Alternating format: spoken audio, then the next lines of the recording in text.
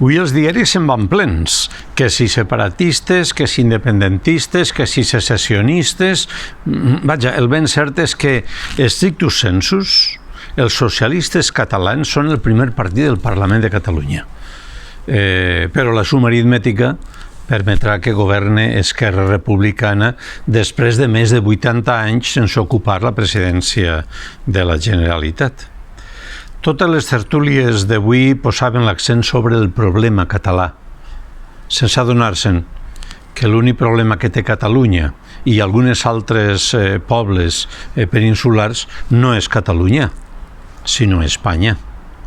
Sí, eixa Espanya que no entén el que suposa la plurinacionalitat, la riquesa que aporten les cultures, les llengües, les maneres d'entendre la vida dels pobles que configurem aquest estat, que s'ha passat de frenada en massa ocasions.